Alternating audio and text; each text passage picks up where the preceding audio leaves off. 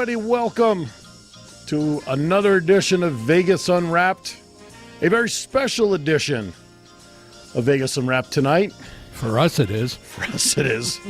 I hope it's special for everybody else. 702-483-4444 is our number. Why is it special, they ask?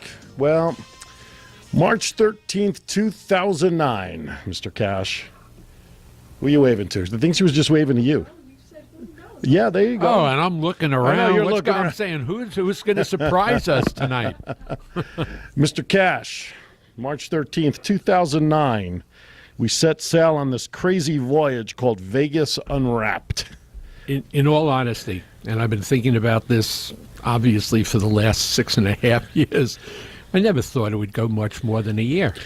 I didn't expect it to go any longer than my career in timeshare, which was 6 months was my over-under for timeshare. And you lasted? Almost 6 years. All right, so this had some similar qualities to it, only that, once I realized that for us, in order to stay on the air and not have to dig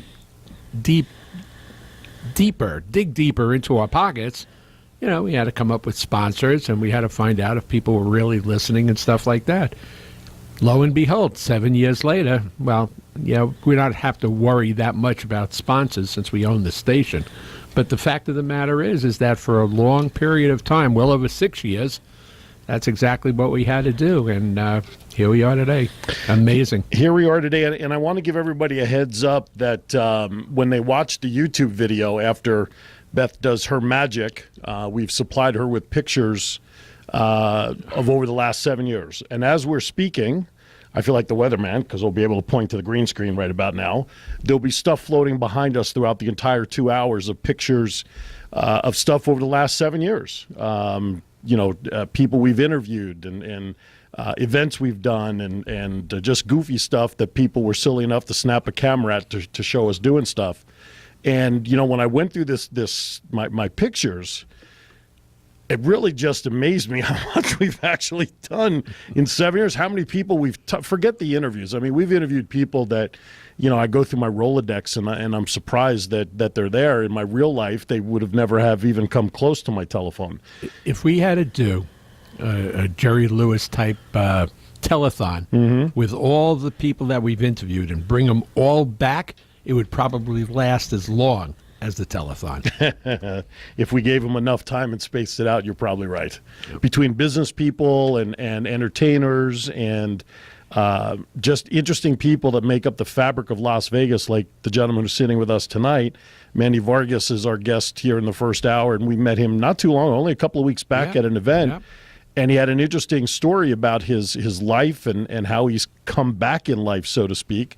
And just an individual who makes up the fabric of what Las Vegas has to offer in general. And this is the exact concept that Vegas Unwrapped was built on. I'll just go back a little bit to talk about what you were mentioning to somebody in your office the other day, Aaron, and that was the fact that here we were thinking about doing a show. I wanted to do a sports show. He said no, which is okay. And, but explain why. You make it sound like... Well, he had been on the air for 3 years prior to that and had been all over the AM and AM radio dial. And it's interesting because we knew about the Internet via that show of his that was also, for lack of better term, streamed simulcast onto an Internet station called... LV Rocks. LV Rocks. So... we got together, and the real interesting thing that came up was when Aaron said, well, what else do we know about?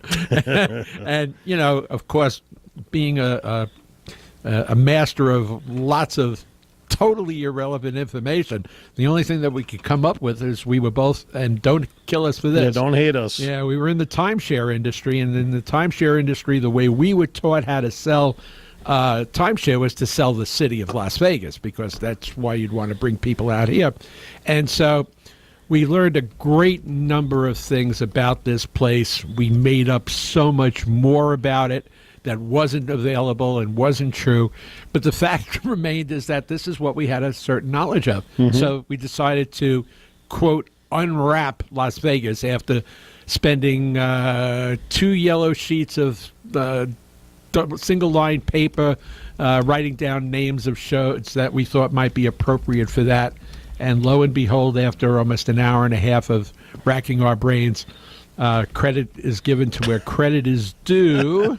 The sound doctor, known as Elissa, and she came up with, well, why don't you just call it Vegas Unwrapped? We both jumped up and wanted to choke her because it was so right. It was hours we tried to come up with a name. And so, that's how it all began. Dan, all you're doing is unwrapping Vegas. Why don't you just call it Vegas Unwrapped? Go to your room. Shut up. Go to your room. You're grounded. My gosh. And she was all of a junior in high school. Yeah. I mean, that's all she was at the time. And now she's a postgraduate working at the Alliance Theater in Atlanta. So, we don't mess with not intelligent people. A proud alum of Las Vegas Academy. Yeah.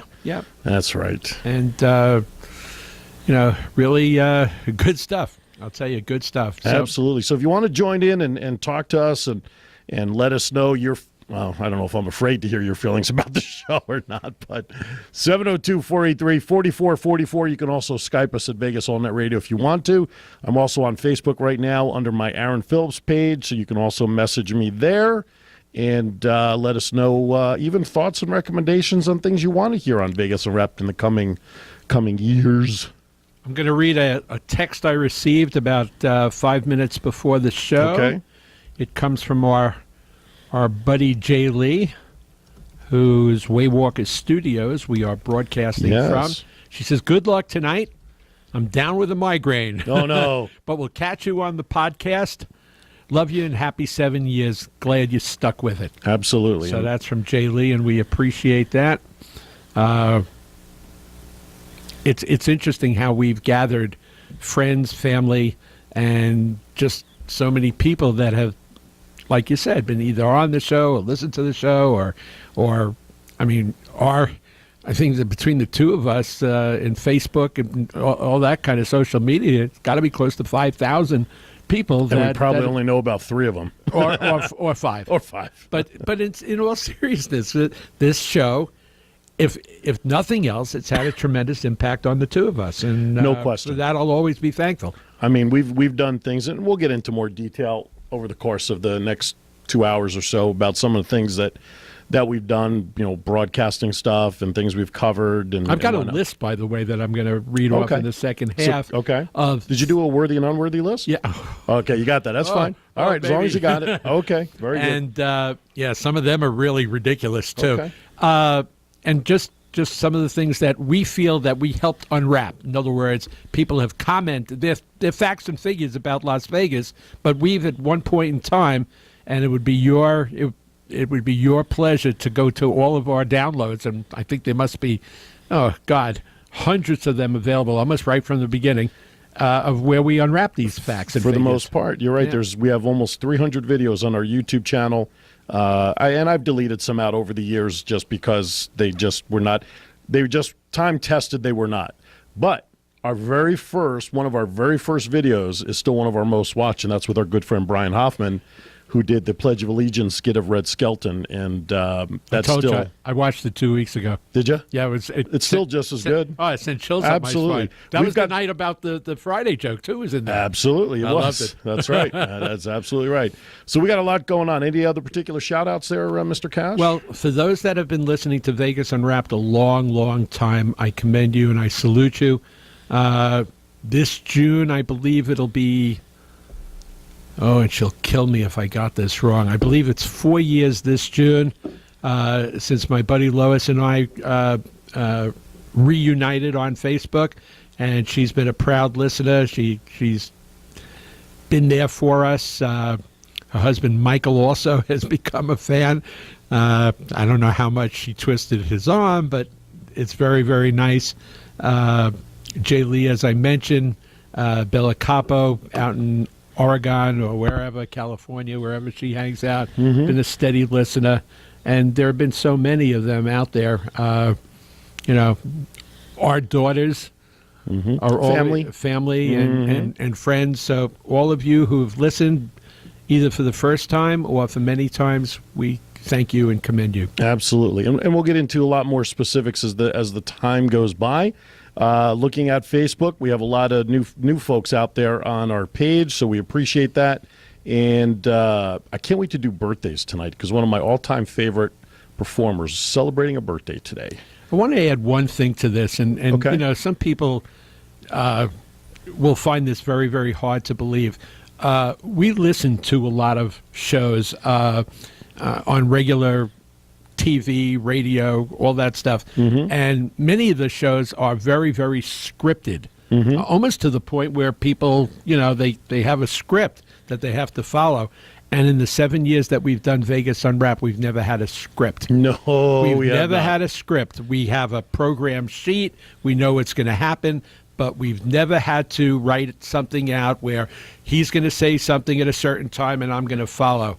And for us, for whatever reason, it's worked. Well, that's a very simple reason why it's worked, and that's because of our chemistry. People don't realize that. Thank God it's not our biology. No, jeez. You know, we've been friends in this city nearly 20 years, and what people hear on the radio of us going back and forth at each other, we do normally anyway, only we just kind of We call it an extension. here on the show. But be that as it may, it is the night before St. Paddy's Day, and this is technically the first show entering our 7th year. But, yeah. It's also the day after the Ides of March. You know, I've yes. had some people say to me, "What's that?" yesterday, and I'm thinking to myself, "Am I the only well-read person in the house?" But did you know Monday was Pie Day? Yes, I saw that because I was looking around our refrigerator to see if anybody brought some in. Jeez. Nobody He did. was literally looking for the pie. Well, sure. Lawrence, how are you tonight, sir? 3.1415. 7 years, we did it. Woo! Yes, right. And actually, my radio career started with you having nothing to do with Vegas Unwrapped. Although for me, it only feels like 3 months for some reason.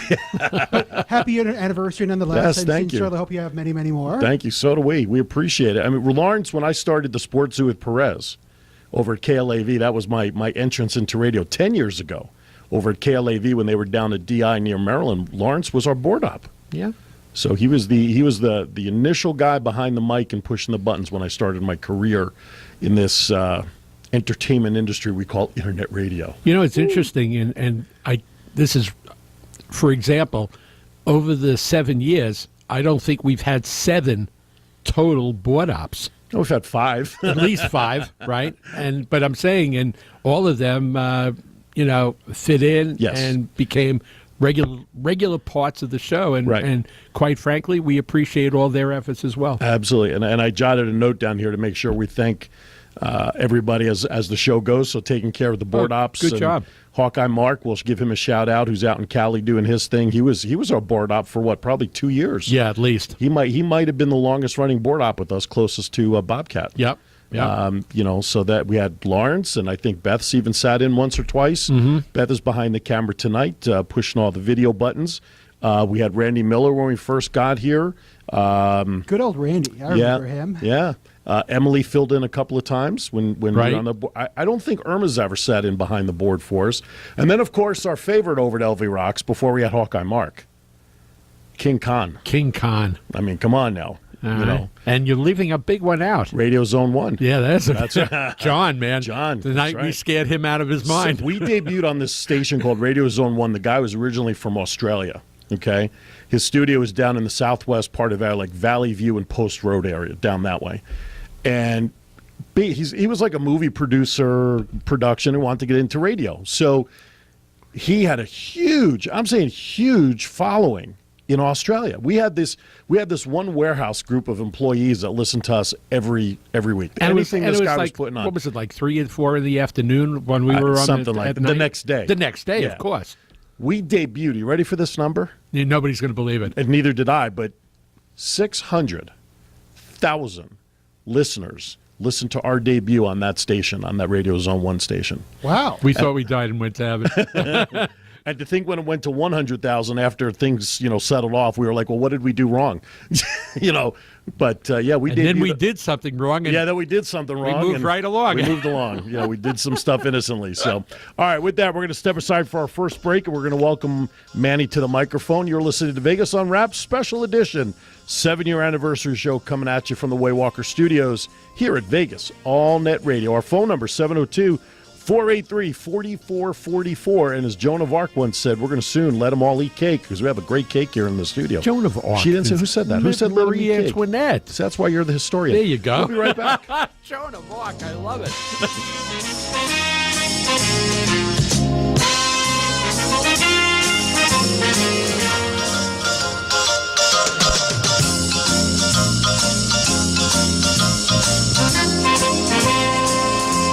The stories you reminisce about. Sharing fun times. Yes, good old Nikki Lease. We're sharing some of her escapades, one of our original downtown reporters. Anyway, welcome to the show, a gentleman that we met a couple of weeks ago. Very intrigued by his story of his path in life to where he is today. How's that? Is that about a good way to describe it, Manny? Yeah, that's pretty accurate. All right. Manny Vargas joins us here on Vegas Unwrapped. Thank you for coming in tonight. We appreciate it. Thank you, gentlemen, for having me. It's a complete honor to be here with you guys. Thank you. Thank you. We appreciate it. The honor's ours because we love talking to people like yourself who make up the fabric of Vegas and let our audience know. And, of course, we're heard all over the world, and not to the tune of 600,000. I wish it was, but maybe 60,000. But, to let people know there's more to Vegas than just the gambling people know about or the strip clubs or the eateries. There are fine people in this town. And to share, you go into detail as much as you choose to with your story. I think that's really what surprises people is that there are real, genuine people in Las Vegas. And it's crazy. It's absolutely crazy. We met Manny a couple of weeks ago at the SRO function at Nacho Daddy's. We had a mixer there a couple of weeks ago. And so where do you want to begin? Well, I mean, let's start at point A. Let's let our audience know a little bit about yourself, your background, and we'll start getting into some of the backstory a little bit. Well, we could take plenty of time to talk about my background. We'd be here for 4 or 5 hours. I don't know if you guys have enough time. No, there, it's only a 2-hour show. Okay. Well, we'll keep it short and simple. To start with, I'm a native. I'm born and raised here in Nevada. Okay. I should say Las Vegas. I was born 1 mile east off the Strip, and I was raised 1 mile west off the Strip. So okay. if you look up and down the 7-mile stretch of road, that's my backyard. There you go. And It's been one heck of a journey from childhood until where I'm at today. And I've seen a lot. I've done a lot. I've been through a lot. And it's constantly getting better. And as you alluded to, the people in town, I work in an environment where I work with people from all over the world. Mm-hmm. So I'm pretty blessed in that capacity. But I get asked a lot what it is like to grow up here in Las Vegas. Mm-hmm. And, it's not all that different than you would think as it would be in other cities. But, for the people that don't live here, all they see is the bright lights and the craziness, like you mentioned, the strip clubs and the nightclubs mm-hmm. and the bars and the gambling, which, can become a part of your life. And it did for me, actually, in more ways than one. And actually it still is part of my life to this day.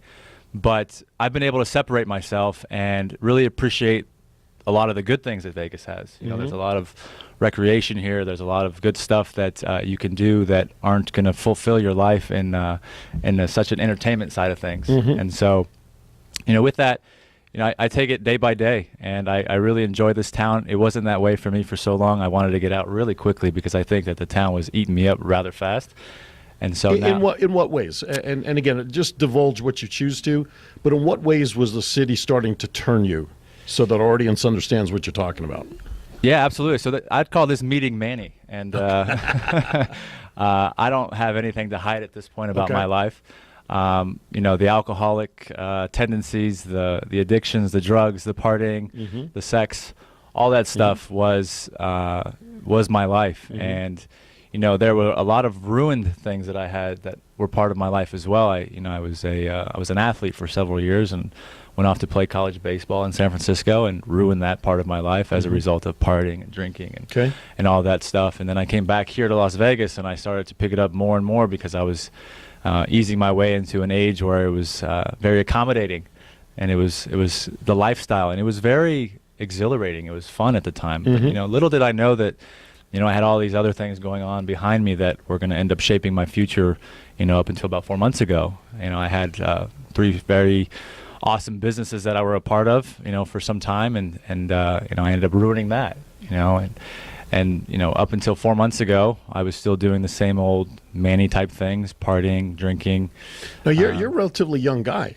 I sure am. I just turned 30 in January. I mean, it sounds like, I have to say wow for this very reason, because what you're talking about experiencing is a lifetime of experiences. And you're a young guy to have experienced all of that. So I can imagine it must have been like driving 1,000 miles in the fast lane with what it sounds like you're describing. Yeah, I think Vegas can give you that platform. You can jump right into it, and things hit the ground really fast. Wow. And it has been. I was very lucky to have a father that trusted me in making decisions. I think that as I got older, I started to get a sense of pleasure out of the things that I could do on the Las Vegas Strip and the environment that I could be a part of. And so I think that, you combine that with where I was in a social environment, and that really helped catapult my experiences at a faster rate. And, I'm really lucky and blessed to be able to have found myself over these last 4 months. What an honor it is. And I don't have any regrets. I used to have doubts, and I was very fearful to speak about where I'm at today, and, scared of the humility and the embarrassment, but that's not the case anymore. I think to me it sounds like, and I'm sure you'll get more into this as we talk about what you're doing now and how you've progressed, but there's the old saying that we learn from our experiences. And it sounds like that your entire foundation of where you are today is because you learned from those experiences. They're part of who you are. They're part of your fabric. You're not hiding from it. You're not trying to distance from it. It is what it is, and we'll get into it here in a few minutes, how you've changed to recapture normalcy. Is that fair? Absolutely. That's entirely correct. A lot of the experiences have been tough ones, and they're difficult to accept. When you don't have the success that you want, that deep down inside that you're capable of getting, and you finally get to a point where you tell yourself that you've had enough. And when you hit that point, it's time to completely quit, drop, stop everything that you've been doing up until that point, and say, okay, now it's time to reevaluate my life, and things need to change. Right. And at that moment, it's interesting. Aaron says you're supposed to learn from your experiences. In the real world, more often than not, more people than not do not learn, and they don't get out of whatever it was, whatever addiction, perhaps. Maybe that's too strong a word, but maybe not. Whatever addiction might be, and they can't turn their lives around. So I'm very, very interested, Manny, in hearing what was the single most important event, if you will, that happened that made you take a look at yourself in a different light and decide, hey, this is not where I want my life to be. Because I'll tell you what, that in of itself is remarkably impressive.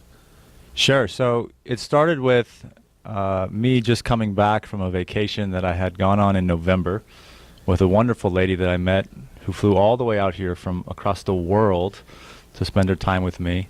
And, we spent 7 days in Los Angeles and Laguna Beach, and then we came back and we decided to go out on one of Manny's adventures into the nightlife world and drink and take some drugs.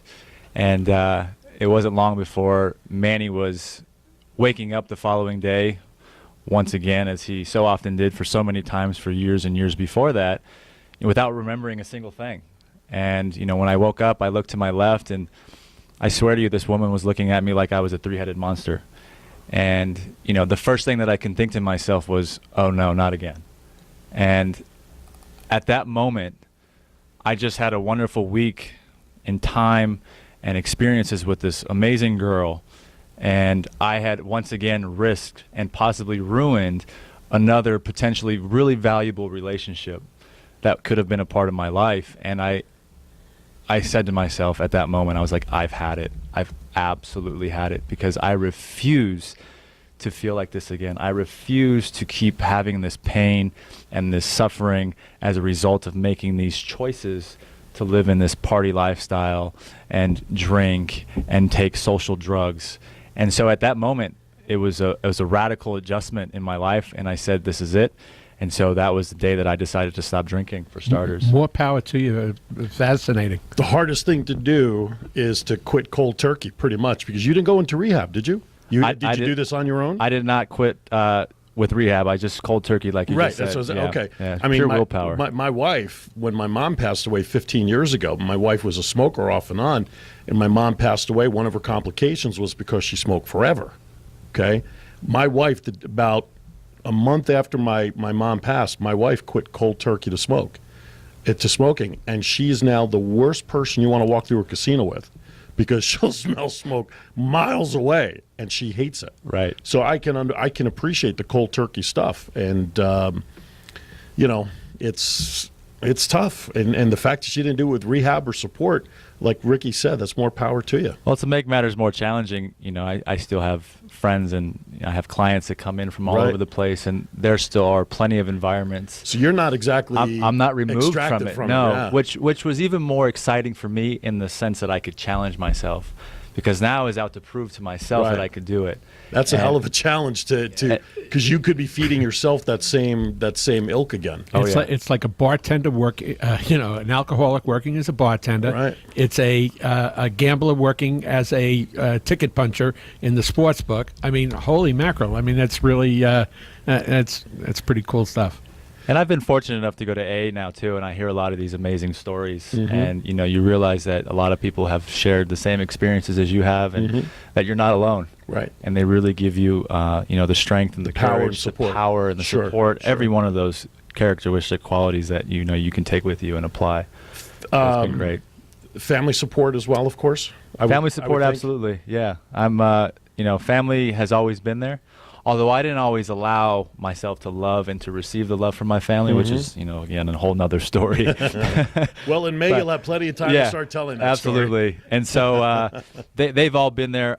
What's really interesting, one of my, dearest friends, he's like a brother to me. He actually went through the program and went to rehab, about a year before this all happened for me. And so I think he was very instrumental in, my decision setting to do the it. tone. Yes, because I saw that he could do it. Him and I were mirror images of each other for 12 years, from college all the way up until that time. And so we have, he successfully helped me understand that life can be okay and can be lived without the type of lifestyle that we were in before. We're going to go to the bottom of the hour break, but Cash, I don't know if this thought has popped into your head, but listening to what Manny's sharing, it reminds me of part of the storyline of a book that our dear friend Jayden Rankin wrote. Sure.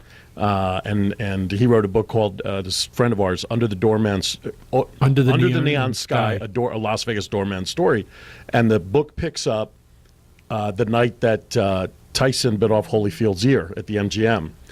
And really a major part of his story is not only his life as a doorman, but the bells and whistles of Las Vegas and what it can do to you.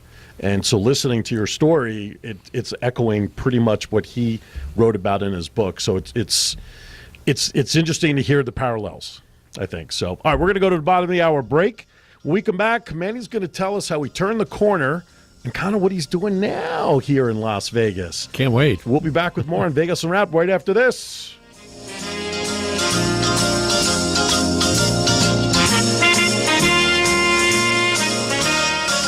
All right, welcome back to Vegas Unwrapped, coming to you live from the Waywalker studio of Vegas on Net Radio. It's bottom of the first hour here, 5:30 p.m. Pacific. I hope everybody changed their clocks. I know it's stupid to say that, but it wouldn't surprise me if there's one person out there who's still floating around on the non-converted time. We have two clocks in my office, one which I changed immediately when I walked in here Monday morning, and then today I just noticed we have a little kind of like the snooze alarm sitting up on top of the cabin. It still has the old time on it. Great. So I'll fix that for sure. There you go. Not to tell tales out of school, but I had one show host this week come in a half hour late. I'll tell you who it is off the air. Okay. I knew there would be somebody out there. It's always that way. So anyway, thank you for listening. Manny Vargas joins us as he's sharing just a snippet of how he's rebounded here with the trials and tribulations of what Las Vegas can offer anybody of any age. But here you were a young guy. You still are a young guy. You're born and raised here. What high school did you go to? So I went to Durango. Oh, you went to Durango High. My freshman year, and then I transferred over to, at the time, a brand new school called Sierra Vista. Oh, yeah. Sure. What year were you in Durango, I might add? Because I had both my kids go there. Started at Durango in 2000. Graduated in 2004 from Sierra Vista. Okay. All right. Cool. That's one of Warm Springs, right? Sierra Vista. Sierra Vista. it's Robindale and below. Cimarron. It's Right. below. Okay. Over near Rhodes Ranch. So you've had all of these trials and tribulations, and you still have, with the nightlife job that you have, you still have the opportunity to, the opportunity presents itself, but your strength and your belief in yourself has kept you on the straight and narrow. Time. What nightlife job? Oh, he talked about it before. I missed it. Well, I can't help it if you were sleeping. No, I wasn't. I was wide awake. All right, repeat what you do at night for him. So I host clients that come in I knew regularly that. from all Right. over the place. The nightlife. And, So let's start. So you turned the corner when you realized with that gal, enough was enough. And how long is that now? You said that's what, like 4 or 5 months now? so we just passed 4 months, actually. Just past So 4 months. So we're March talking- 6th was the We're talking- 4-month anniversary. You guys have Wow. a 7-year anniversary right now. I'm celebrating just past the Just don't 4-month get a 7-year anniversary. itch, that's all. Or 7-month itch in your I case. don't plan to. Good. So what are you doing now? It's 4 months. You're past all of that. You've built your foundation moving forward. Let's move forward. Let's talk about what you're doing now since then. Where are you at? What are you doing? So there's a lot that's happened in those Mm-hmm. 4 months. You know, I think the biggest thing that has helped shape my life has been my interest and discovery of personal development Okay. and personal growth.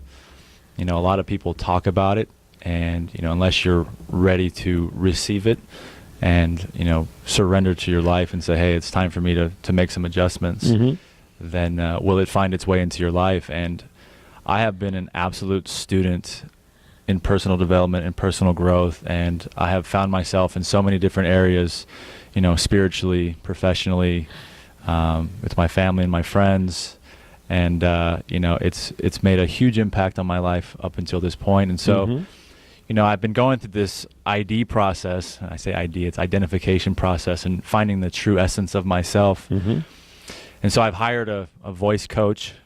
She's a speaker trainer as well. I'm working with her very diligently to, you know, really bring out the very best of Manny Vargas. And, you know, it's funny how much you don't know about yourself until you work with a specialist that's really good at what they do, and they really bring it all out of you. And so, you know, now I'm speaking and I'm jumping into some life coaching.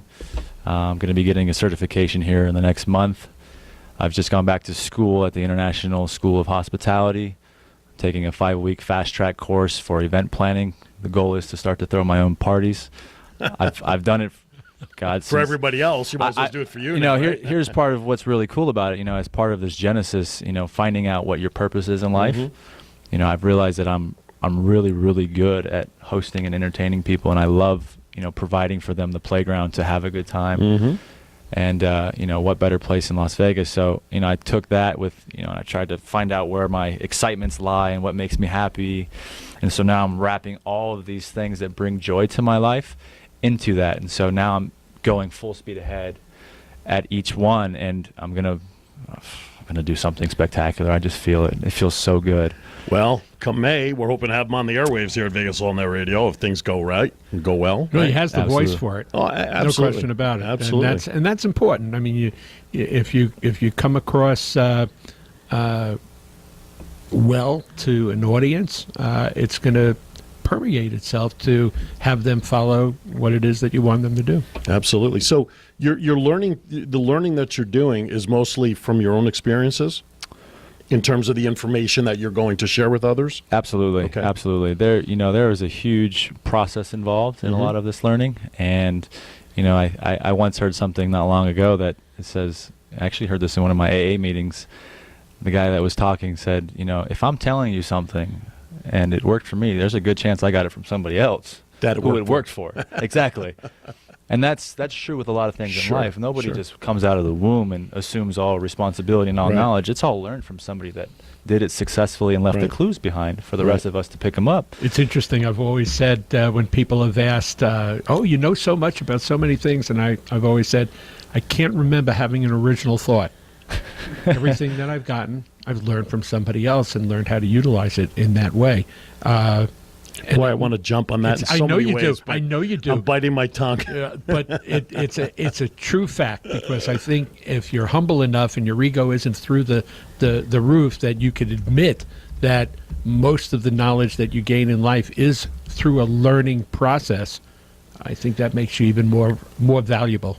Yeah, and to add to that too, is if you can control the way that you think, it's a very deliberate process, and I'm very guilty of in the past having negative thoughts all the time and wrapping up my conscious thinking into them, and so they would just be automatically deposited into my subconscious. And so I was acting on behalf of that, and again, those 4 months have been actually not even programming myself to change all of my behavioral patterns and all of the habits that I had from the 30 years before that to make the new Manny that sits here today. And so the positive, more alive, and realizing that you can't control everything. you cannot. That's the biggie. You cannot. And you can't get upset about things you can't control, because if you do, you fall into a negative thing that you never get out of. Yeah, certainly. There was I had so much resentment and anger.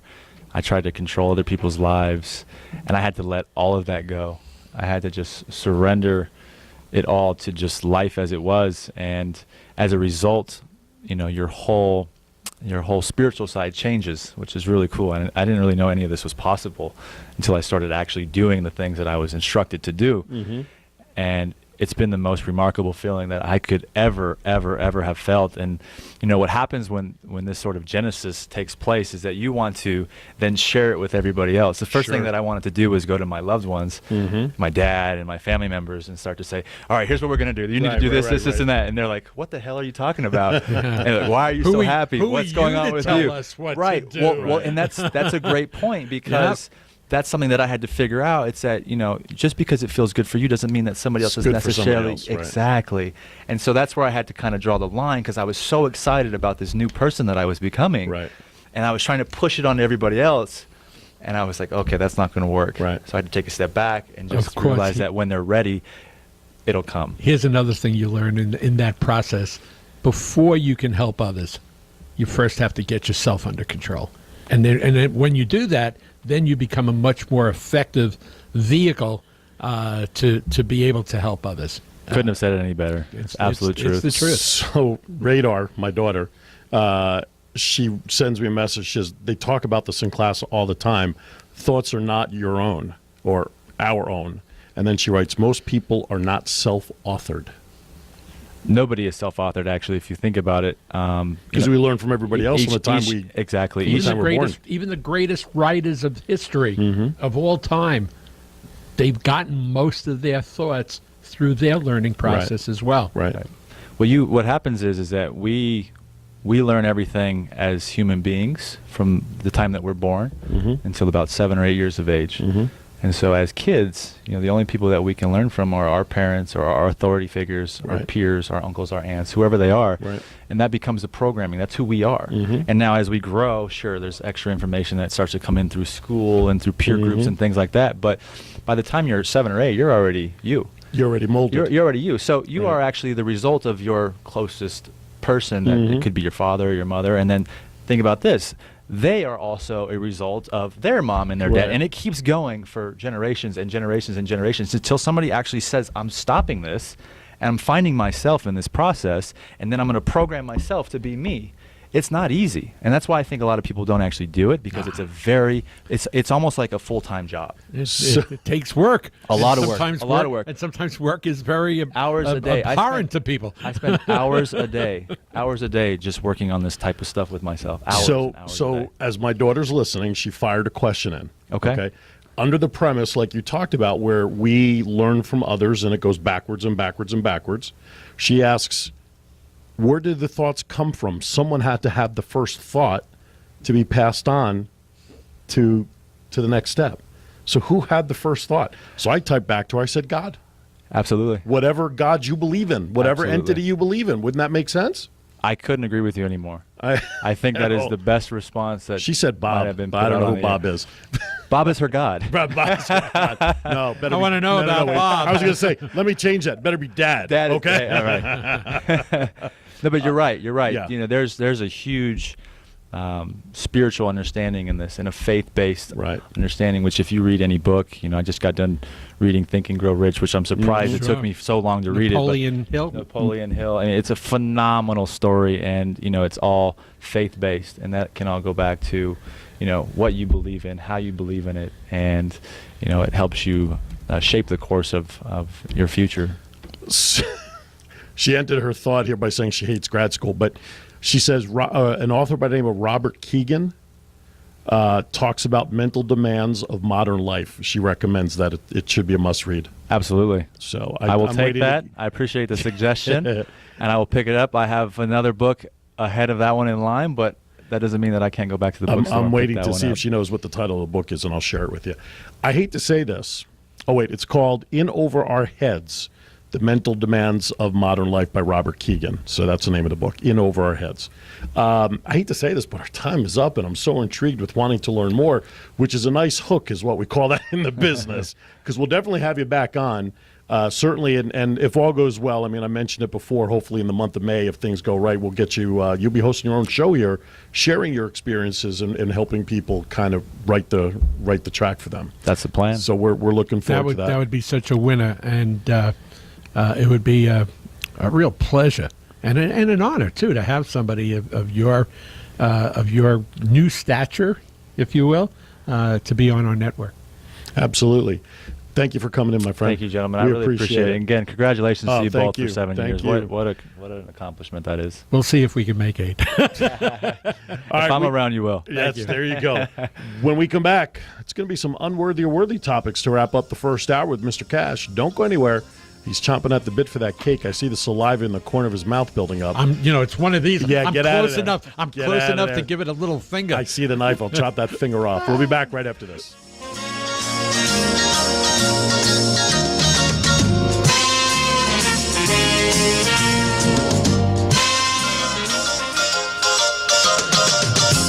All right, welcome back to Vegas Unwrapped. 702-483-4444. I'm glad there's only 4s in that last set because I would just forget the number. We can't get rid of this guy. Huh? That's all right. He loves the studio so much. I think he's waiting for cake, which is fine, too. You can wait for cake, too. All right, it's time for Worthy and Unworthy.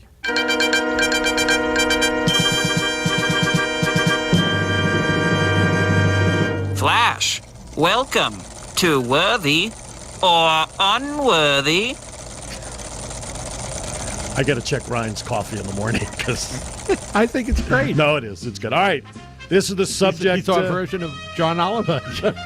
All right, take it away, Mr. Cash. Well, I'll tell you what, we talked about this in Worthy and Unworthy before.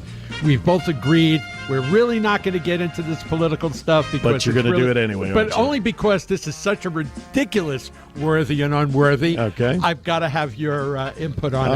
Okay. What is everybody's obsession with the size of Donald Trump's hands? That's why I keep reading it. It's everywhere. I saw it in the RJ. I see it online. I mean, what the hell? I mean, I understand, but is this a worthy story? Come on. No, it's almost as bad as worrying about Hulk Hogan's pecker. I mean, who cares? Hate to be blunt, but I say it's unworthy.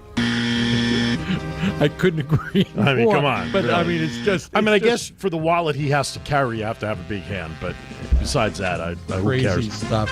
He's going to keep paying everybody's legal bills. All right, our friend Chumley Chumley goes from bad to worse. to worse. Oh my God. 21, not one gun, but 21 guns found in his home. He's a big gun collector because of the show. Yeah, but you only have a permit for one. Oh, that's a different. little bit of a problem. They don't cover them all. No, plus the drugs and cooking material for methamphetamines. And I saw a great Facebook post where something about his fine being, just for argument's sake, 1,000, Right. and Yeah. Rick says, "I'll give you 500 for it." The best I can do is 250. That was great. I'm telling you. So Chumley's he's a mess, and Not good for the show because he's as much as he plays the doofus character, He's still very well liked on the show, and I'd be interested to see how it hurts the show when they start filming without him. Well, it doesn't hurt the business because on the very next day that this first came out, now when I passed there to pick Cammie up at about 4:30, and I'm telling you, at that time, the line was 2 blocks long, and it's never that long at 4:30 in the afternoon. Maybe at 10 o'clock, but not at 4:30. So, Mr. Chumley, I don't know, you're a little worthy. Yeah, worthy just for the interest in how it turns out. All right. Last political one. Please. Yeah, okay. But the fact of the matter is that our beloved president, while he's president, has made his choice for a Supreme Court justice who turns out to be probably one of the most moderate choices and one of the most popular choices that he can make. And the Republicans, under normal circumstances, would love to have this guy because he's moderate, right? They refuse to even talk about it, and they will not hold hearings. This is a very worthy story, and I think it's unfortunate that the government has reached this point. It's terrible. Unworthy. I don't care. No, it's important to us. No, look, as a country, it's important. The Supreme Court, for a guy like me and for all of us, is so far-reaching. It's just like one of those far out there entities that it's like you really can't touch. You can't, it's there, and they're making rulings and everything else that affect us. But it's almost like, to me, out of sight, out of mind, because sometimes what they do doesn't affect me day to day. So I'm just gonna say it's unworthy. They'll figure it all out when Obama's out of office. So. Unfortunately, as that is. Okay, if you've heard this before, you heard it in 2010, and that was the selling of Calneva-Ari, which is the Calneva-Ari, you pronounce it the way you spell it. And the fact is that in 2010, the owner, who is the widow of the original founder of this town, was selling it for $17 million. Well, guess what? There's a price slash. It's now available for $8 million. He obviously didn't listen to the show last week. No, I did. That was in I did. My musings. But now, because it was at $5 million, the report that I read. Well, here's the important thing. They've got a very, very excellent real estate, major real estate firm that is working on this. And the way they're presenting it, the whole thing could be, the whole 500 acres could be torn down for all sorts of development, from everything from brand new housing to, you ready for this? A legal marijuana farm. I say it's worthy, and I'll tell you why. I have a new name for the city. Vargasville. I like that. I figured you would. That's really good. Make a mayor president of Vargasville. We got 2 minutes. That's all? That's it. Well, cut down your intros. Jason Dalton, the Uber driver from Kalamazoo, has come out with a defense for his killings. Yes, I heard this. Oh, my God. The app made him do it. Unworthy. The guy's insane. I love it. What a great story. It's so off the charts. I could hear Arnold Schwarzenegger's voice in this. Uber made me do it. Unbelievable. The app. In other words, the app is serving as the devil. And so there you go. But I just saw that. I said, this is great stuff. Always keep us humored. All right, another one. Somebody must really dislike Chipotle. They now have sick people in Massachusetts, the other side of the country from where that began. Say it ain't so. So Chipotle, I don't know. Their spices might be getting to be a little bit too much.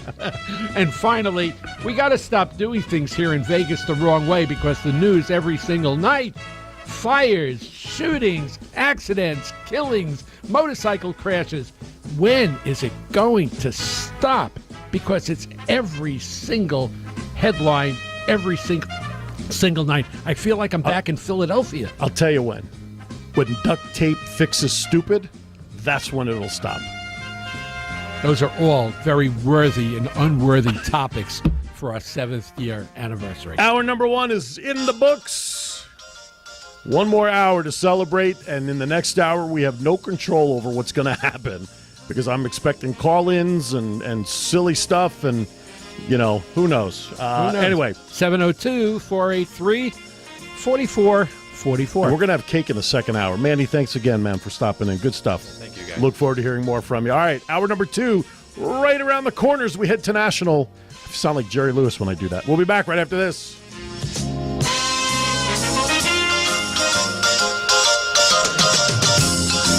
Hey, welcome back. That's right, I'm talking to you. You out there. Welcome back. Vegas Unwrapped, coming to you live from the Waywalker studio at Vegas.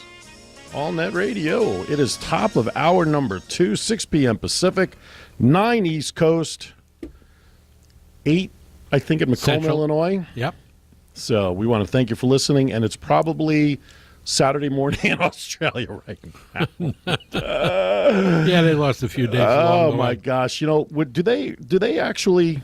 They don't turn clocks around the world, do they? We're the only ones. Who knows? Who knows? That's a great question. I would have no. Next time we talk to Carolyn no clue to Milne, that one. we'll have to find out if the angels can tell us. So, all right, hey. 702-483-4444 is our number if you want to call in and chime in. In the meantime, today is March 16th, and if you're celebrating a birthday with people like yourself, we want to wish you a happy birthday from all of us here at Vegas Unwrapped, and you are celebrating with these people. We miss you, Beatles. Yes. It sounds like more like a Christmas carol, I swear. All right, you guys in? You ready? I like Christmas Carol. Yeah, but not in March. Why would you want to listen to Christmas carols in March? Because to me, it doesn't sound like a Christmas carol. Okay. Here we go. Vegas Unwrapped is 7 years old. Thank you. What? Right? One? What year? What year did we start? 2009. There you go. All right, get you half a point. Blake Griffin from the LA Clippers is turning how old? Ooh, age 26. I'd say 28. 27, however, would be the right answer. That's the kind of mistake you really see. I already know where this segment's going tonight. Toilet. Oh, boy, you guys are off to a flying start here. That's for darn sure. How about TV actress Lauren Graham? Ooh, Gilmore Girls. That's correct. Best known for Gilmore Girls. And she was also in the movie Evan Almighty. She played Steve Carell's wife. Yeah. In the second installment of Someone Else Being God. 49er. 49er. 46. 46, but 49 is the right answer. One for Lawrence. Hold on. I'm getting requests when people should call. All right, here we go. 2-point question. Oh. What year did President James Madison pass away? Oh, boy. This should be up your alley, Mr. History. Yeah, I know. I'm going to have to do some quick thinking, though. It's only an hour left of the show. Trip down the Mississippi. I seem to remember 2 presidents died on the same day, but Madison wasn't one of them, right? No, it wasn't. It was Jefferson and Adams. 1836. Oh, back to the Alamo. This guy won't quit. I'm going to say 1838. He went 1836. Whoa, what? 1836. James Madison died in 1836. Pass the cake. Flavor Flav. Might as well go out. Flavor Flav is turning how old today? 6. 51. He's that old? You think he's that old? Well, I don't think he's 6. I don't think he's 51 either. 40, maybe a year or two older than 6. 47. 57 would be the right answer for Flavor Flav. Wow, it took him a long time to get nowhere. All right. Baseball player Curtis Granderson. Ooh. Starting how old? 33.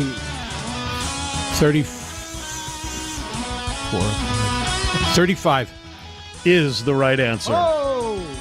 So we're tied at 1. No, he's got 2. Oh, you got 2? Which Got one? a 2-pointer. Yeah. Oh, you got the 2-pointer. I'm sorry. TV actor Brett Davern is turning how old? I'll let you know in a second. Played Jake Rosati of MTV's comedy series Awkward. about a teenager whose accident was misconstrued as a suicide attempt? Brett Davern. I never heard of him, so 28. 26. 24, however, would be the right answer. Jerry Lewis is turning how old today? Wow.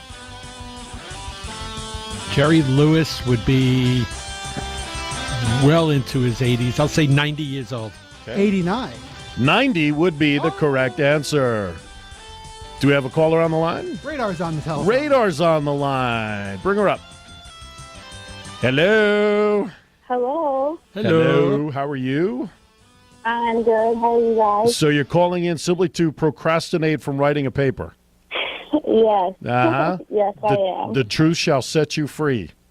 I mean, do you blame me? This is much better than writing a paper. There you go. Hey, she went through her first tornado scare yesterday. Yeah, I know. I read about it. You read the whole thing? Sure. So what was that like, being locked away in the basement for an hour? Well, the worst part of it was probably the alarm that was going off for 45 minutes. And I was also on call for campus for any emergency crisis. So Oh, goody. that was great. Yeah. So that was fun. So we have another building on campus that was open that obviously I couldn't get to. So thankfully I had the police on my side There to you go go. and do that. But so it was interesting. I was terrified, but I was also the one in charge, so I couldn't be terrified. So Well, it it kept was you a little focused. stressful, but Did anything touch down near Macomb? a tornado supposedly touched down about 6 miles out at a town called Good Hope. Did you say good? Did you say good luck? Driven through, but no. I thought you said good luck. Yeah. Well, But yeah, so it hit down and then I think it went east apparently, so it went away from us, which was nice and great. But yeah, it was pretty close. wow. Interesting. Yeah. So what is your paper on? This paper is on technology and education, and pros, cons, uses, etc. There's no limit to my paper, so Gotcha. any information I can find on technology. So it's due next week. Obviously, we're in spring break, so I'm just trying to get it done with, for the most part, at least. There you go. There you go. And you like Yeah, thanks. Manny's segment, huh?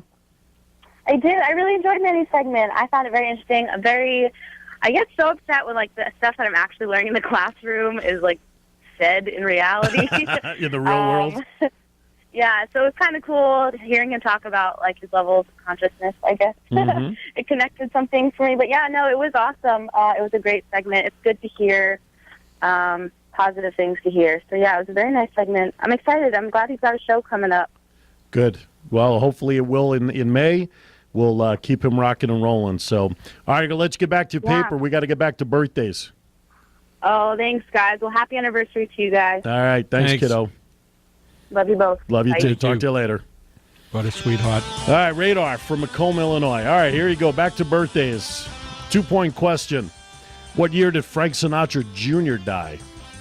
He didn't die. Yeah, is Junior dead? He's not. No way. I'm pulling a little leg on you. He passed away tonight at the age of 72, died of cardiac arrest while in Florida on a tour. Hot off the 3 minutes ago, posted on ABC News right here on my computer. So we scooped him again. 2016. Oh, you dog. You dog. You are Point, correct, right? sir. You dog. All right, here we go. TV actor Victor Garber is turning how old today? I like Victor Garber. I know, I do too. Yeah. Alias. Yeah. And course. also The Flash now. And Titanic. Titanic, of course, and countless others. Countless others. One of the great villains of all time. He's a great villain player. He also has a funny scene in the movie Sleepless in Seattle. One scene with Tom Hanks. Really? Pretty funny, yes. I'll have to find it now. I would too. That's great. How about Mario Lemieux's number, 66? Okay. Mario Lemieux. 65. That worked for you one time, but I don't think it's going to work all the time tonight. 67, however, would be the right answer. Movie actor Alan Tudyk. Who? Alan Tudyk. Tudyk? Tudyk. Oh, not No. Tudyk. No. Tudyk. Two. He was in the movie Dodgeball. That helps me a lot. The TV show Firefly and a sitcom called Supergatory. There you go. But Is turning how old? I'm going to say anything that he says, I'm going to give it 1 year. 40, 48. 47. 45, however, would be the right answer.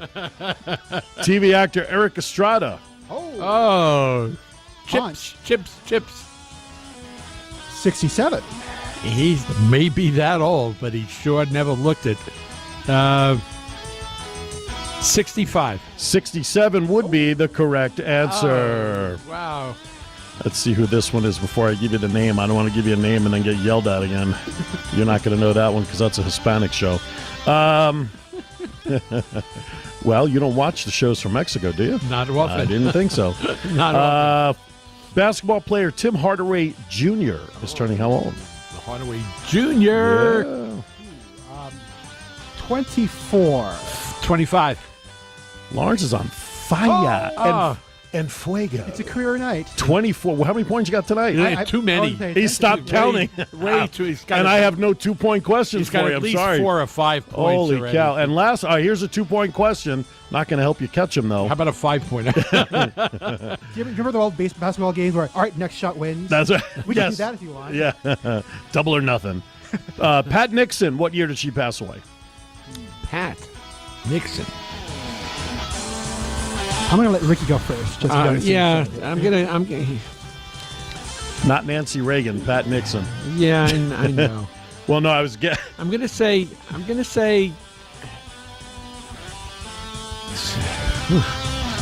Just out of 1996. Did she go before or after her husband? After.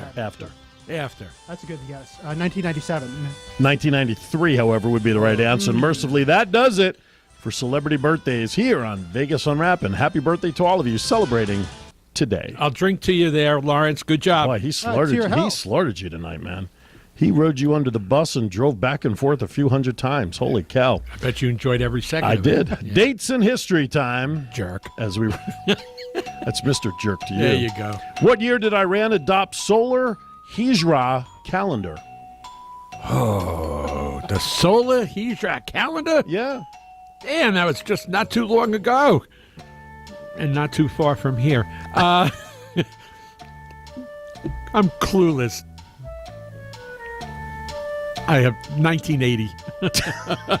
Do I ever start you off in this century? 1641. 1079. There you Jeez go. Louise, get you going there for crying I out loud. know, but still. What year did U.S. Airways plane ditch in the Hudson River with all 155 passengers surviving? That really wasn't too long ago. Sullenberger was the captain. Sully. Captain Sully. 2011. Want to take a stab, Lawrence? You beat me at this. I'm really out of it. 2006. 2009 would be the right answer.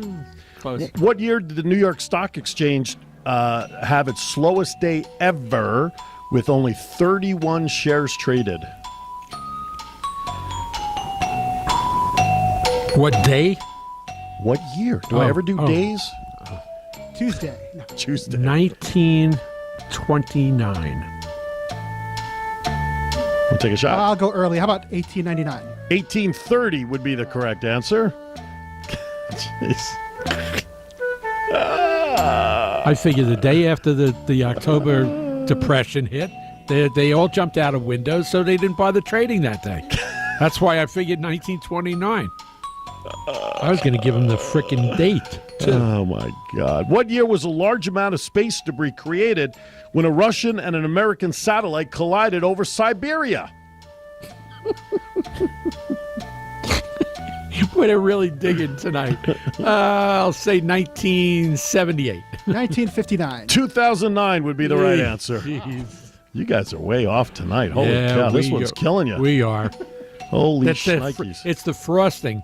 Hey, on what the year cake. was I haven't even eaten my piece yet. I ate the frosting first. What year was the first fertilizer law enacted?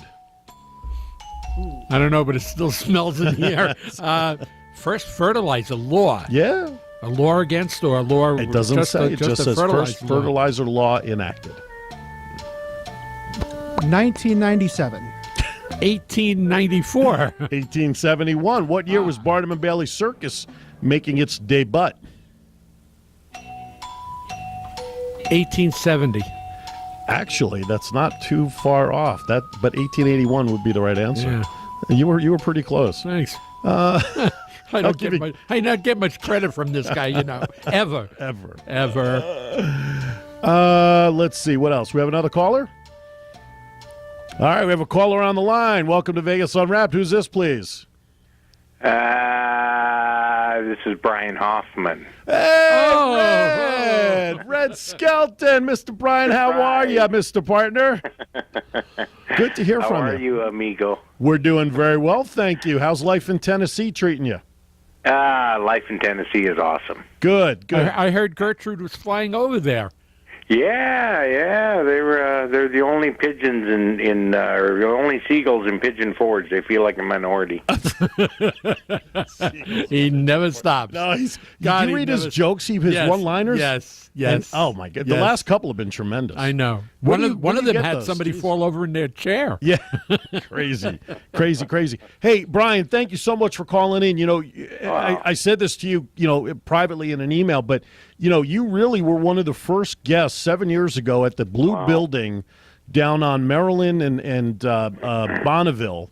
And, your video. Which is now a correctional facility. That's right. I was going to say, that's a beautiful neighborhood, too. Yes, it was. They spared every expense to get us down there.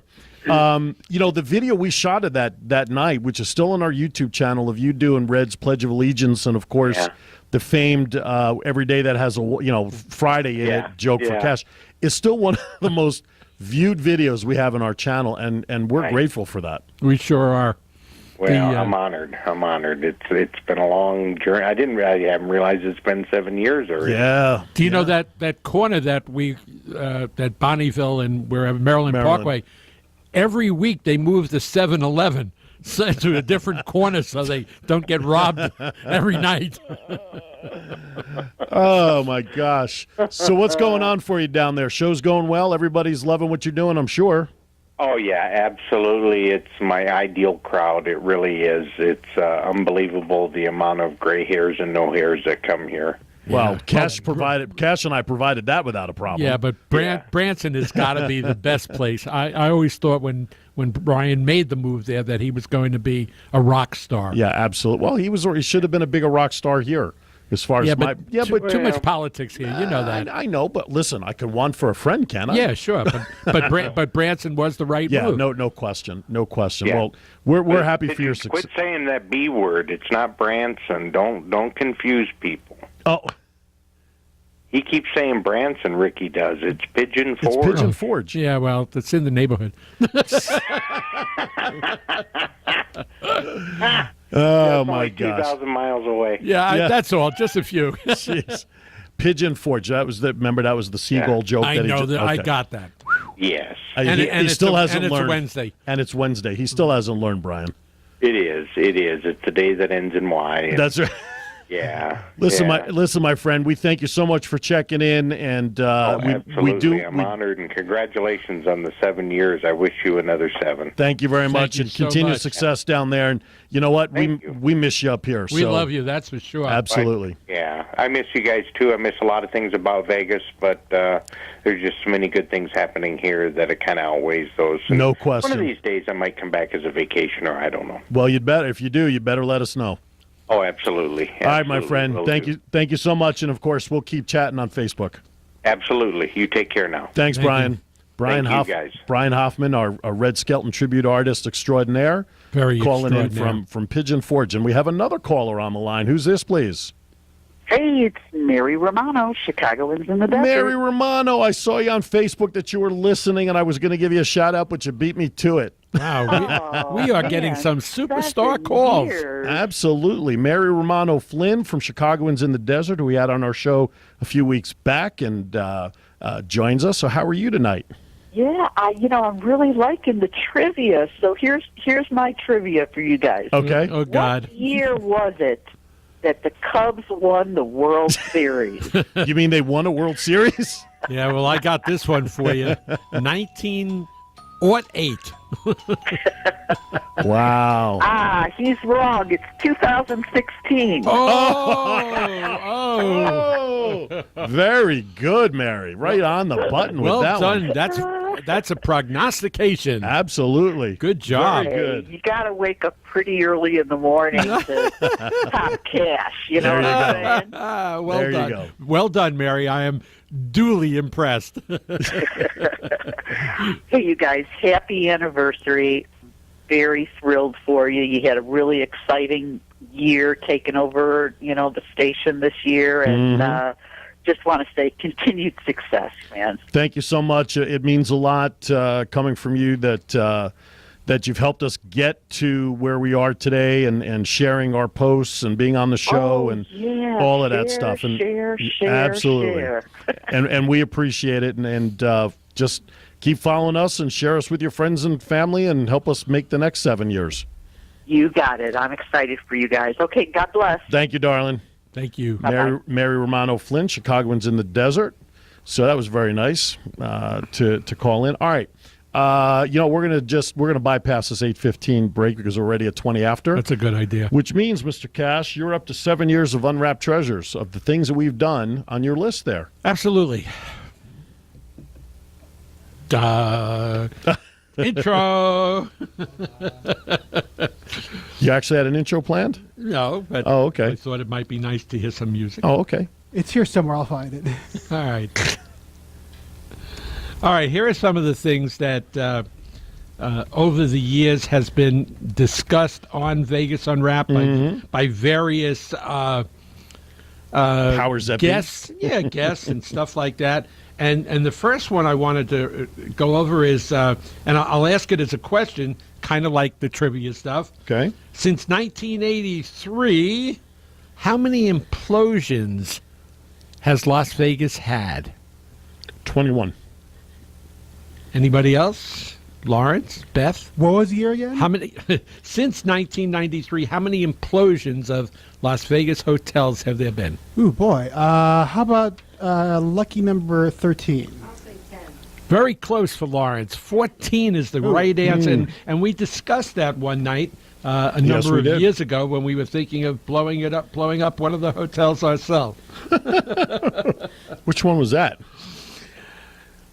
We've had some experience with some of the players from the movie Casino. Yes, we and have. of course, we talked about Casino, the actual movie with Frank Collada and give me the other guy that was in the movie. With which one? Casino. Henry Hill? Besides Henry. Henry wasn't in Casino. No, he was. He was in Goodfellas. Yeah, but the guy, oh, man. Anyway, of course, the story was based on Frank Lefty Rosenthal over at the Stardust. However, in the movie, what hotel was used for the shooting of Wasn't the Casino. Tangiers? Okay, he's a winner. No, they actually used the Riviera there. The Riviera? Yeah, and Which is set to be imploded in July. very soon. We got another call? Beautiful. Let's have it. Hello, caller. You're with Vegas Unwrapped. Who is this? Hello? Yeah, this is Ricky. Who's this? Ricky, it's Jay Rankin. How are you? Oh, my goodness. What's Hello, up, buddy? boys. Phillips has reached out today. I've reached out to the all-star team of Vegas Unwrapped. This is tremendous. You know, we were talking about you earlier. I don't know if you had a chance to listen, but, we still talk about Under the Neon Sky and what a great story, not just about Las Vegas and, obviously yourself, but it really transcends what it's like to live in this town. And nobody, at least in my opinion, has done it better than yourself. Jay, it's such a pleasure to have you back on the show. Ricky, Aaron, I cannot tell you guys how thrilled I am. First of all, happy anniversary, you guys. I can't believe how fast the time has gone. You guys are the best. I think, they say life isn't fair. Well, you guys should be on Fox throughout the country. You guys should be making your nut every hour with all the advertisements. I mean, that's how good you guys are. And I think I mentioned to Aaron not long ago that you guys were in the business of giving back and giving to people and helping people.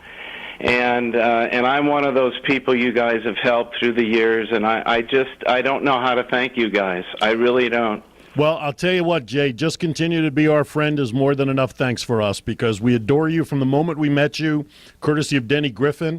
And you've known us long enough to know if we didn't believe in something or somebody, then we would not be associated with that. And who you are and the book that you wrote to let the world in behind your own curtain to share your life story on a bigger scale says a lot about who you are as a person.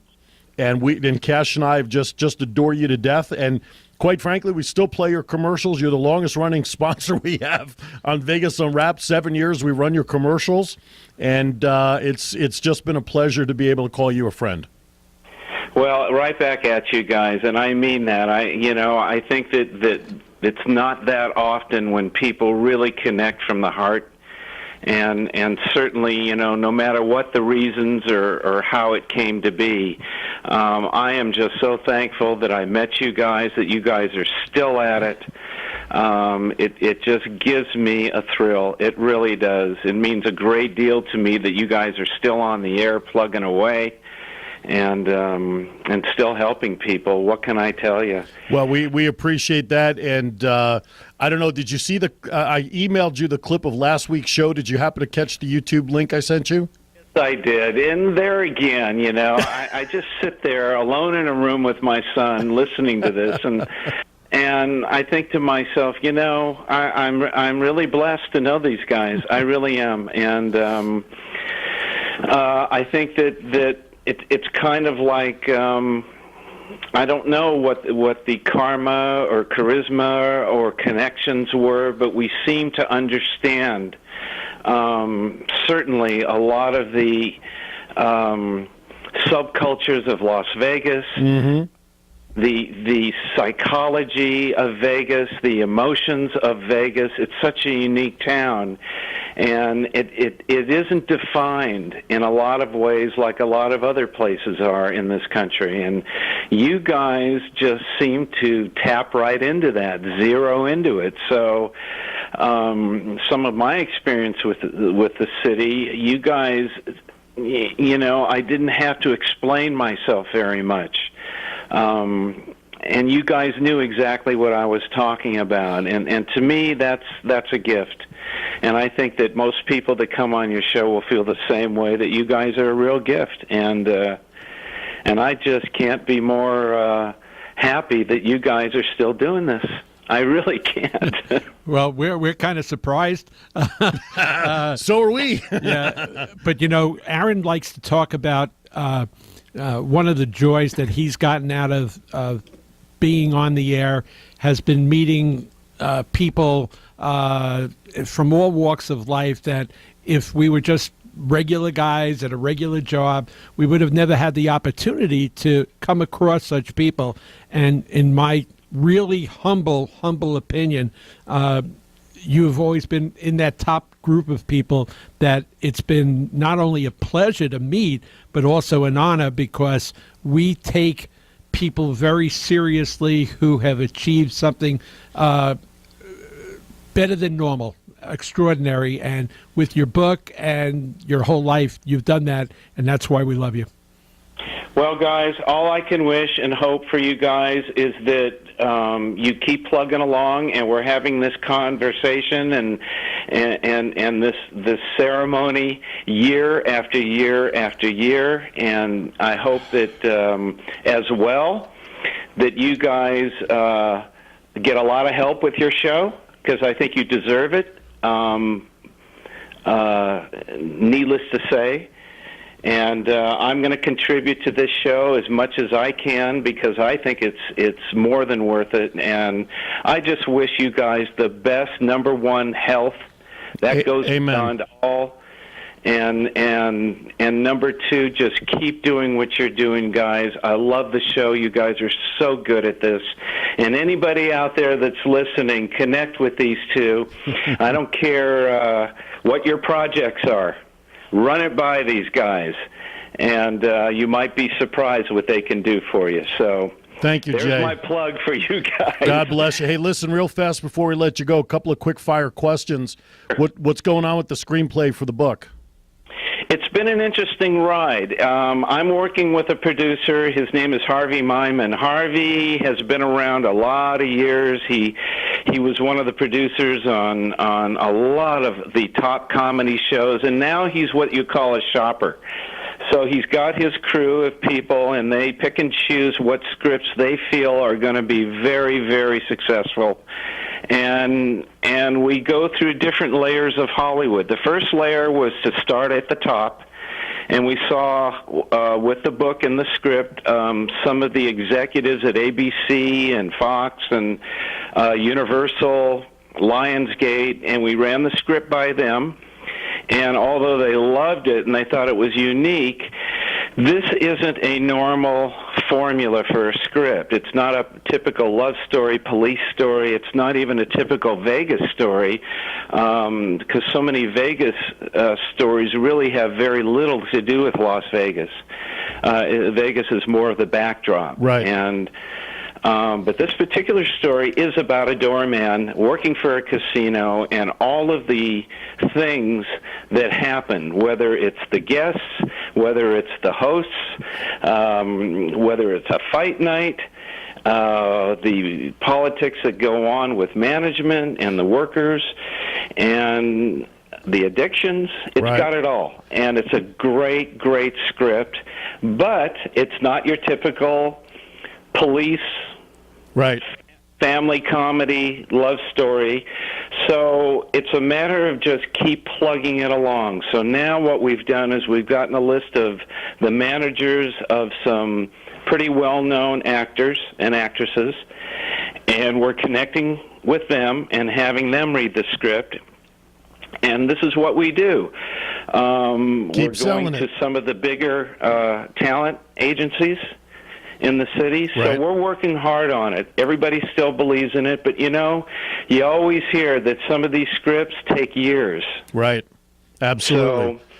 So that's what I'm going through, but this is the commitment when you really believe in something. So that's what's going on with that, guys. All right, and real quickly, how's your son? My son is sitting right here. You want to yell hi? Sure. I'm sorry, give me a name again. Jayden. Jayden. Hey, Jayden. Hope all is well. Say hi. Hi, guys. How old are you now, Jayden? I'm 13. Get out of here. That's amazing. You were like you were 6 when we first met your dad. Holy shnikes. Wow, that's great. Hopefully you'll come to Vegas soon with Dad so we can meet you in person. I can't wait. That would be tremendous. That'll be great. Jay, you got to make that happen, all right? Wow, I get chills running down my arms here. I promise you'll stay healthy and keep your hearts full of love. That's all I ask. You got it, my brother. We'll talk soon. Okay, you guys. Be well. All right. Thanks, Jay. Oh, as always, we love you. Bye-bye. Wow, we're skipping the bottom of the hour break because I got one fact here that I think you're all going to love. All right. This was not revealed on Vegas Unwrapped until tonight on its 7th year anniversary show. Las Vegas is currently in the middle of a drought, yet their seemingly wasteful water features like fountains, waterfalls, the 4-acre lake at Wynn Las Vegas, and the 10-acre, 27 million gallon lake at the Fountains of Bellagio. Well, fret not, as the water used in these water features is gray water. Gray water is reclaimed from water from sinks, bathtubs, showers of hotels, which is then filtered, cleaned, and chlorinated. Okay, I know what you're thinking, and the answer is no, not the toilets. That's called black water, and the black water drains through a separate system to the city's sewers. So you've heard that first. We are not wasting water here in Las Vegas. Brought to you by those crazy guys, Phillips and Cash, from Vegas Unwrapped. From that, we're going to segue into my week-long thoughts. Well, of course. My topics, Of since course. we're going to skip the breaks. By the way, shout out to Robin. She is listening. So is Cammie. All right, Cammie, we appreciate it. And I am expecting hopefully one more person to call in, and we'll just... Will it make me cry? Because I'm halfway there. You know that. It might make you cry in fear. Oh, no, not the number one assassin.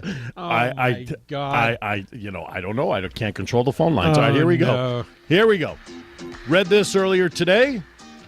Former Subway spokesperson Jared had the snot beaten out of him in jail by a pedophile-hating inmate. Nice. Knew that had to happen. Pedophiles do not do well in prison. No, they don't. Well-known fact. Which is kind of interesting that they will police themselves. President Obama picks Kansas to win the NCAA tournament, and does anybody really care who his picks are? I always like to listen to what he has to say. Well, I think he's got more pressing matters, but I do find it's interesting television. So he's got to have no life, I suppose. Absolutely. There you go. That's right. Metro, this I saw out there today, wants to ban backpacks and strollers on the Strip.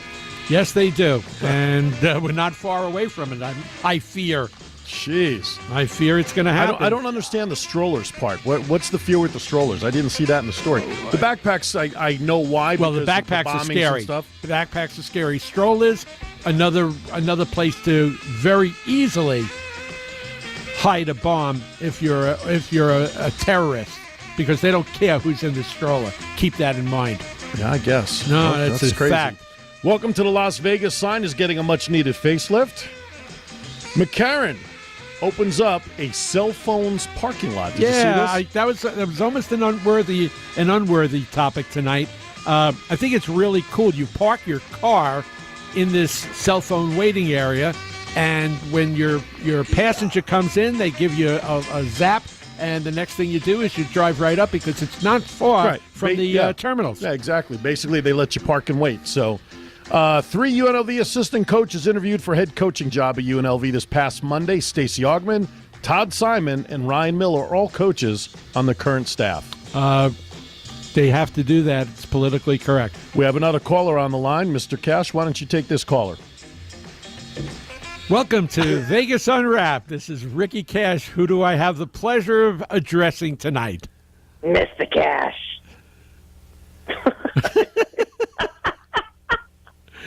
Mr. Cash, congratulations and mazel tov for 7 years. A wonderful love and laughter on the radio waves.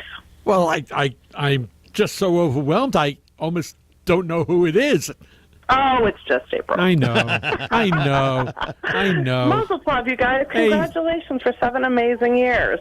Thanks, April. We appreciate all the hard work and effort that you put into keeping us grounded. Yeah, and that too. I'm glad that somebody's grounded. That too. You know, we have That's a good thing. I'm so glad. Well, it's been an honor and a pleasure being around you guys and just seeing how the whole thing, from concept to creation for all this time. So I just think you guys are amazing, and I just love you to death. Yeah, we've been an overnight sensation in 10 years. Yeah, we thank you too, though. By the way, because our guest in the first hour is Manny Vargas. Manny Vargas is a direct result of the mixer that you had over at Nacho Daddy's, where we met him, and he is one heck of a amazing guy, and so we thank you for that. Oh, I'm so glad. That's wonderful. That's so wonderful. I was mothering and mergering for the first hour. So excuse me if I didn't get to you the first hour, but I'll definitely listen on the replay. Absolutely. Actually, watch the YouTube, because we're going to have nothing but pictures behind us over the 7 years. It should be pretty cool. That's amazing. Oh my God! I hope that you guys have a slide projector. By the way, April, kudos to you. I listened to your live show on Monday, and you played some of the great songs of the 70s in an era that you called, what'd you call it? Well, I call it, it's kind of a new, it was a genre that kind of started coming out around, I don't know, for me, it's just around 2008, 2007, all these, songs that, you could just start downloading. It was a completely different era. 9 years ago, it's like when you find a song online, you could download it for free. It was like, oh my God, that's amazing. Great stuff. And so I started collecting all these songs that I just, loved. And, it was kind of that, what they call yacht rock. Yacht rock. And yacht rock's that, like, Southern California, it came out of Southern California between, the mid-70s to the early 80s, Kenny Loggins, Doobie Brothers, Steely Dan. It was a great show. Firefall. Orleans, Ambrosia, and I had the pleasure actually to meet and speak with Ambrosia the other night at Sun Coast.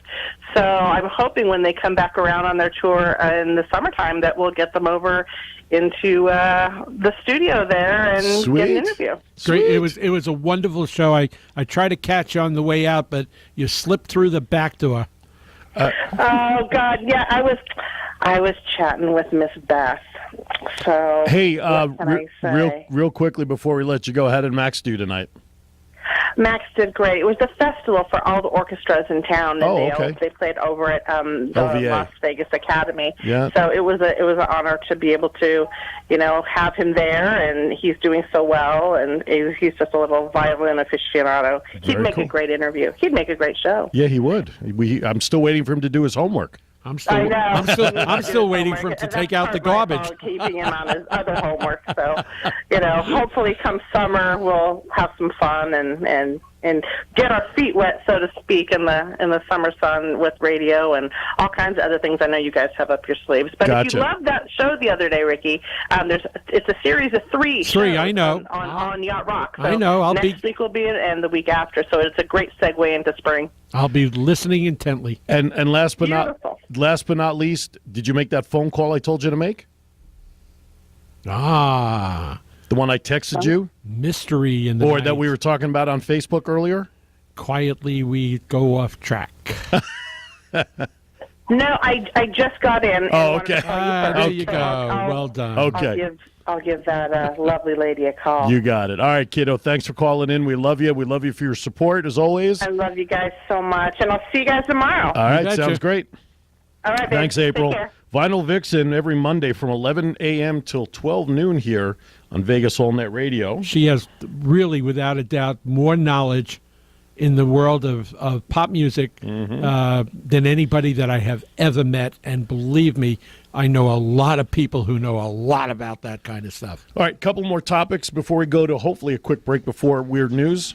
Michael Jackson's entire music catalog, and I should have said this when we had April on the line, Michael Jackson's entire music catalog sold to Sony $750 million. They now own all the music from Michael Jackson, the Beatles. There were two others that were in the article, and they escape me right now. Randall Cunningham's daughter, Vashti, is on the verge of making the Olympic team. Yeah, she is She has a world record the pole vault, she's the standing she's jump amazing. thing. She's the standing broad jump. That's what it's called. She's a tremendous athlete, and Randall has been a resident of here since he went to UNLV back in the early 70s.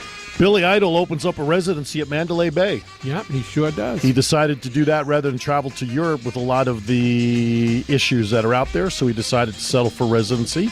Actually started tonight. Settled. Yes, I can imagine what that dollar bill cost. Chicago White Sox Adam LaRoche today retires after team limits his 14-year-old son the amount of time he can spend in the locker room. That's amazing. He's listen to this, folks. He is leaving $13 million on the table because of the principle of it all. Could you imagine if Ken Griffey Jr. was limited when he was a kid growing up when his father played? I can't believe the White Sox took that stand. I mean, it's just totally absurd. And last but not least... But he was a Mets killer. Oh, my God. Last but not least, magic number down to 120 days till I go on vacation.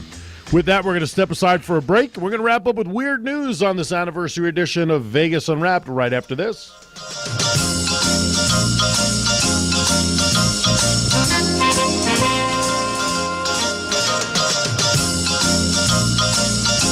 All right, welcome back to Vegas Unwrapped. We're coming around the clubhouse turn as Mr. Cash's blood sugar is going to go through the roof. I don't care.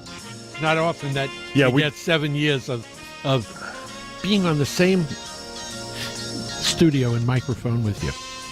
Same here. Yeah. Same here.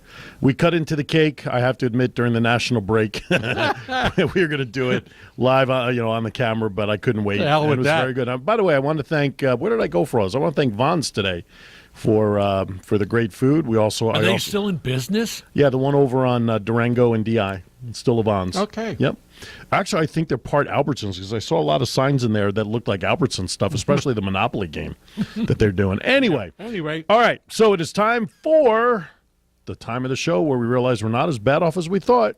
Weird news. You're going to have to do the first one because I've got to finish this cake. Oh, boy. Well, I'll tell you what. This is under the category of bright ideas, and since you mentioned this earlier, let's talk about medical marijuana. Will take on a new meaning soon if the Food and Drug Administration approves Foria Relief Cannabis Vaginal Suppositories for relieving menstrual pain from the California company Foria. Currently, the product is available only in California and Colorado at $44 for a 4-pack. Should have been $69 for a 4-pack. The company claims the inserts are targeted to the pelvic nerve endings, but International Business Times, citing a gynecological blogger, noted that the only studies on the efficiency of Foria relief were done on the uteruses of rats. Lucky rats. You ever hear somebody say lucky rats? I've heard a lucky rat bastard. Here's something from the New World Order. Exasperated Columbia County and Pennsylvania District Judge Craig Long felt the need to post a sign outside his courtroom in January informing visitors that they should not wear pajamas to court. However, even Judge Long acknowledged that his admonition was not enforceable and that he was merely trying to encourage minimal standards. So he can't tell people what to wear in court. You can't go naked. Well, nothing more to see here, officer. Additional details needed. Andrew McNeil, age 34, was arrested in Lincoln, Nebraska in January and charged with disturbing the peace. According to the police report and lacking follow-up reporting by local news outlets, McNeil was found around 11 p.m. naked and covered in sawdust. Rob Moore, age 32, was arrested for misdemeanor drug possession in Marathon, Florida in February, but he had only come to police attention when an officer heard him banging on the trunk of his car from the inside. Without follow-up reporting, Moore's story was that he was looking for something in the trunk, fell in, couldn't get out. All right. This is the lead story tonight, at least according to our famous Weird News of the Weird, Chuck Shepard. We'll give him a plug. Take that, Portland. Seattle's ambitious Office of Arts and Culture has allocated $10,000 this year to pay a poet or writer to create a work while present on the city's Fremont Bridge drawbridge. The office's deputy director told Seattle Post-Intelligencer in January that the city wants to encourage public art and that the grant will oblige the recipient to create a work of prose or poetry from the bridge's northwest tower to help the people of Seattle understand the function of art in the city. The artist will not be in residence, for the tower has no running water. Jeez. That's it for me. Yeah, I'm done because I want to take the last few minutes to kind of wrap up 7 years. Good. It's only going to take you a few minutes? Yeah, well, that no. speaks volumes. No, it's not going to take. I'll tell you what. You know what it took me? It took me over the weekend when I was pulling the pictures together that are playing behind us, that have been playing behind us, and I hope the folks have enjoyed. Yeah, right here. Here we all are. I don't know what I'm pointing at, but Beth Ricky, look at you. Yeah. There's some. I'll tell you what. It's going to be. You're right. You do feel like the weatherman. Right. And here's a low pressure pressure. system. Only they can see what they're looking at with the prompts. Yeah, but they anyway, have a monitor, right? 7 years. It doing Vegas Unwrapped. That, like we've said and paraphrased, it's more than just us on the microphone that does it. We've had great board ops over the years, pushing the buttons, making us sound good, so that all we have to do is just focus on our material. We've instituted the videography over the last year and a half. We want to thank John Stiles for really helping to blow that up for us over the last year and a half, and he has passed the torch very, very strongly to Beth. Beth is a dynamo on the camera. I'll tell you what, John Lindquist, when we needed him, when we were just doing our show here, when we moved here, we know his skill level, But I'll tell you what, Ryan, he's as good as it gets. He's been coming into his own tremendously since we took over the station in May. He does a tremendous job. Irma doing what she does operationally, the online support, her knowledge of the business, which you can also catch Sin City Bounty Tuesday nights from 8 to 9 p.m. If you dare. If you dare. There is a disclaimer for that show. But you know what, though? We'd be remiss, and I know she's listening. I'm not doing this to butter her up in any way, shape, or form because she knows how I feel. But 7 years of doing what we do, okay? We have wives at home that put up with our shenanigans, whether we're on the air or not, you know. And we go to events on weekends. We make appearances. They sometimes can make it with us. They sometimes cannot. But they've had to endure a lot, especially now with us with the business and what we're doing with all of that. So a heartfelt thank you to both Robin and to Kim for supporting our endeavors and our craziness for 7 years. Let's also thank Eileen and Cammie. Yeah, really. That's true. Let's thank them too. Because you know what? We don't know who we are, right? I know. Aaron and Ricky became who they are because of the support from everybody else. Right. Phil and Rich would never be doing what we're doing right now. No. And the craziness of knowing that their husbands have split personalities has made it all the fun. 2 Facebook pages. Crazy. All right. Want to thank, I hope I remember everybody. First of all, let's thank Manny Vargas for coming in the first hour. Sure. Be interested to follow his story. Want to thank Jayden Rankin. Want to thank Brian Hoffman for calling in. My daughter Radar for calling in. Mary Romano Flynn for calling in. April for calling in. I knew there was going to be somebody I was going to forget. I'm here. You're here. I'm here. They're all here.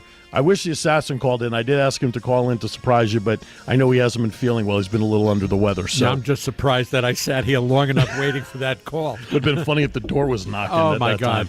Time. One last time for our 7th year anniversary. Mr. Cash, be kind to each other, and why is that? It looks like there are more than just us. us. I guess so. I guess we're loved more than we realized. You bet. All right. Have a great week, everybody, from Vegas Unwrapped. Stay warm, stay cool, be prosper, be healthy, wealthy, and wise. We'll see you next week here on Vegas Unwrapped.